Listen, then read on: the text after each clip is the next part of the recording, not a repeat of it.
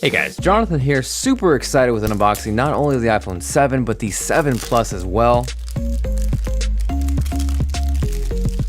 Now first up, we're going to jump into the jet black iPhone 7, which you know is the case because it is the only one that comes in a special black box. Personally, I would have loved to have seen Apple include black Apple stickers, just like they did with the Mac Pro, which really would have completed the package. And honestly, going into this video, I thought I was convinced with matte black, but getting a chance to really look at and hold jet black, good God, does this thing look good. There's something about the way it feels in your hand that is super premium and in turn making me reassess my life decisions. As far as what's inside the box, the iPhone 7 and 7 Plus now come with Lightning equipped earpods because there is no headphone jack. You get a lightning cable, the USB wall adapter, and surprisingly Apple includes the Lightning to 3.5mm audio adapter, which you're not going to have to buy. Now next up, this is the black iPhone 7 Plus, and even though on paper this color is technically referred to as black, for the sake of clarity and my sanity, to me it is matte black. Now deep down, ultimately I think I do still prefer matte black. It is super clean and stealthy, but getting a chance to see these two side by side is making my decision infinitely more difficult, so let me know if you are team matte black or team jet black. Now the iPhone 7 and 7 Plus share a ton of things in common, but ultimately this is a comparison and my job is to hopefully help you decide which may be a better fit. So first I'm going to break down the differences. Now before I jump in honor of iPhone 7 week, starting today throughout the next week, there will be 7 chances to win an iPhone 7 or 7 Plus. So if you haven't yet, make sure you are subscribed, and it's probably a good idea to turn on notifications so you don't miss these upcoming uploads. And it's not required, but if you appreciate this chance, you're ready for an iPhone 7 or 7 Plus, and you're feeling like being awesome, make sure to smash that like button. Now first up, the obvious difference between the two is size. With the iPhone 7 Plus, you're getting a 5.5-inch 1080p display, and with the iPhone 7, you're getting a 4.7-inch 1334 by 750 display. Now side by side, as far as the display goes, there is no question the iPhone 7 Plus is more enjoyable. It's bigger, it's higher resolution. That's going to lead to an overall better experience whether you're playing games, watching movies, or consuming media. Now with the bigger display comes a bigger phone, which to me can be a little bit of a negative factor with the 7 Plus. The regular iPhone 7 to me is the perfect size for one-handed use, and I find sometimes with the 7 Plus I drop it because it is a little too big.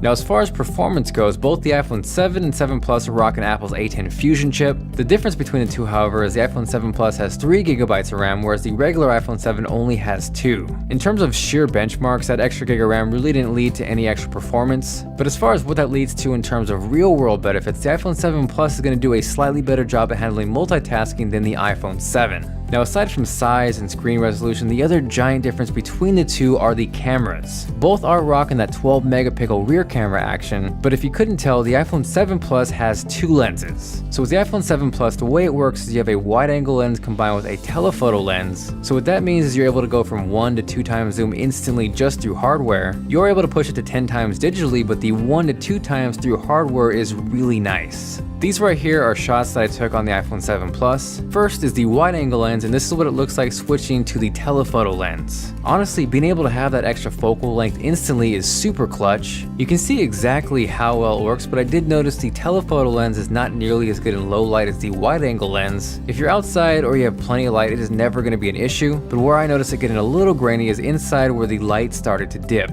Overall though, super impressed with the cameras on the iPhone 7 Plus and 7. The obvious advantage with the 7 Plus is the dual lens, but on a positive note, with the iPhone 7, as far as video goes, it now has optical image stabilization. So now with that, you're not going to necessarily have to jump into a bigger phone to get that feature, but you are going to have to jump into a bigger phone if you want that dual lens setup.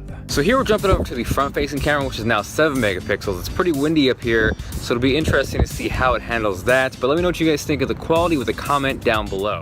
Now jumping back into the similarities and really my overall impressions with the 7 and 7 Plus, I was really eager to test out the water resistance. So to test the water resistance, we are killing 2 birds with 1 stone. We got a little video test from the iPhone 7 Plus, and we're gonna dunk the iPhone 7, in this water. So, here we go.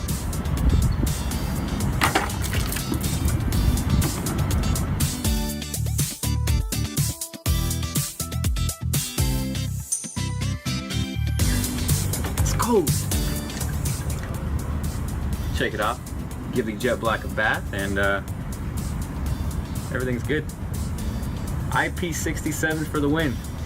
Now stereo speakers are also something you get across the 7 and 7 Plus. Getting a chance to listen to these stereo speakers up close, they are definitely not mind-blowing by any means to the point where we're going to want to replace a Bluetooth speaker, but compared to anything previously offered on any iPhone, it is miles better. Now lastly, the big difference between the 7 Plus and the 7 is battery life. I will say there are huge improvements to the 7 as far as battery life goes. Compared to the 6S, you're getting 2 more hours of battery life, whereas with the 7 Plus, you're only getting an hour over the 6S Plus. But at the end of the day, if I was going to pick one based solely off battery life, it would hands down be the 7 Plus. Without a doubt, you're gonna be able to get through the entire day, which makes it really nice if you're on the road or you travel a lot. Aside from that, thank you guys very much for watching. Today there's a chance to win 2 iPhones, an iPhone 7 and 7 Plus. I'll be announcing the winners a week from today on Instagram, so all you gotta do is follow me there and leave a comment on the photo I linked down below. Again, if you haven't yet, make sure to subscribe because this is just the beginning. This is Jonathan, and I will catch you guys later.